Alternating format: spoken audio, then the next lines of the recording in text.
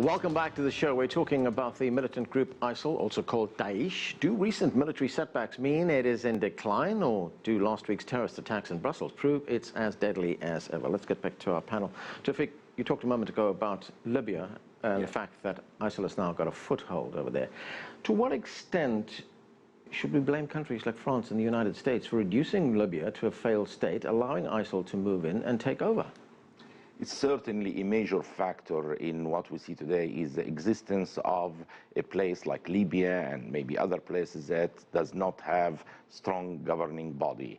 And I trust that the Europeans and the US, when they interfered in Libya, the initial step were relatively successful, removing al-Qaddafi, for example. But typically, as what happened before in Iraq, the second step was incorrect. They just leave the place in chaotic situation, and this allows a lot of organizations like ISIL and others to grow there and cause a lot of trouble all over the world. Especially the technology develops naturally it develops. So even with small number of people now who are very dedicated with this technological developments and advances, you can have major damage to the whole world economy and security and stability by just using certain technology. And when you have chaos or chaotic area, you allow a lot of smuggling of the money, training camps to exist.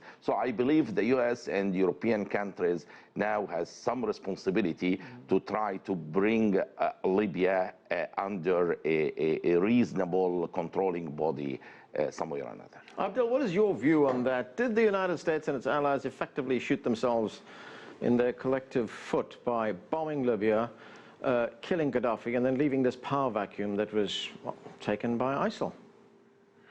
Yes, first, once you have a military intervention in a country in the Middle East, you create a failed state, you create a vacuum. Who is actually the strongest party to fill this vacuum? Usually radical Islamic organization or terrorist organization like Al-Qaeda and Islamic State. And that's what happened in Libya, that's what happened in Iraq, that's what happened in Syria, and that's what's happening in Yemen also. So this is the major problem. Yes, I believe the Americans committed a grave mistake when they toppled Gaddafi without preparing the ground for better alternative. The American and the European, they had a plan A, which is to topple Gaddafi, but they never had a plan B, what to do to the country after they topple Gaddafi. And this is their gravest mistake. And President Obama, in his actually interview to Atlantic magazine, he admitted that they made mistakes and he regretted even in intervening in Libya. So I believe the same thing is happening in other parts of the Middle East. So what will happen after they root out ISIS, for example? What's the alternative for the people of Mosul, the people of Anbar, the people of Raqqa, the people of Deir ez-Zor? What will happen there? So I believe, yes, the military intervention causing all these kind of problems, and I believe that the West American and Europeans actually shot themselves in the foot, and now they are paying a heavy price. They have to go back again to Libya to try to fix what they broke in that country. No government, no army, no security forces, no services, no electricity, no education, nothing at all. When Libya was a functioning country for more than 50 years or so. So I believe now what they are going to do, there are talks about military intervention again. Whether this will succeed or not, I believe if there is no proper plan for Libya, as a whole, to make stability, to make people feel that this kind of intervention is actually bearing fruits, I believe we will be in the same circle. Lorenzo, I want to move on to something else now. And there's been a lot of concern expressed that ISIL may be targeting nuclear plants in Europe, or they could set off a dirty bomb. I mean, how does Europe respond to this, especially countries like Belgium, which depend on nuclear power? France depends a lot on nuclear power. Does it look at mass surveillance of its population, tightening up security even further to protect themselves? To some degree, yes, but this is in reality nothing really new. In the immediate days after 9/11, so we're talking about 2001, in Belgium it was discovered a plot by a known Al-Qaeda affiliate to target the nuclear power plant there. I mean, the fact that nuclear power plants have been hypothetical targets for jihadist groups is something known. Al-Qaeda was making plans for it 15 years ago. It's no surprise that ISIS is doing the same. So obviously there is heightened security dating back to at least 9/11 days, if not before that. I think what is more of concern is obviously the soft targets and the fact that it's impossible, basically, even in those that are potentially not really that soft, like the airport, and particularly the part where the U.S. bound flights check in. And the metro in one of the stations, which is right close to the institutions, was basically targets that were open. I think that's the more likely reality, rather than the nuclear scenario, which is obviously extremely frightening, and I'm sure some of the measures have been heightened, but I think the security has been there for a while. The reality is that the number of targets is the number of potential targets is basically endless.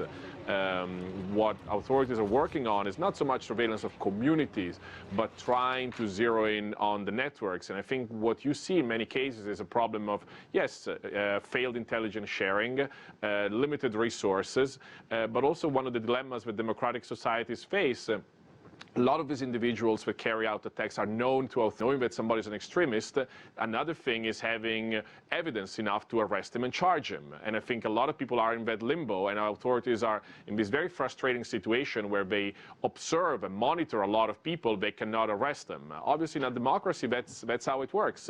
And we can argue what the limits of the balance between security needs and civil rights is, but that's the dynamic that a lot of authorities face. Tawfiq, looking at one part of a political solution, what are the prospects for a peace agreement in Syria right now? It's beginning to be possible, but I always see the Sunni groups will be an obstacle because it's hard for them to accept the Alawites to control them. So I see the possibility of confederation or some federal areas within the country, like Iraq when it was Kurdish area, Sunni area, Shia area, something like that with common interests may work, but I'm not sure if it can come back under the full control of the Alawite regime. I'm not sure of this. Abdel Bari Atwan, very quickly, I've got 20 seconds. What should the United States and its allies be doing right now that they're not doing to defuse this crisis?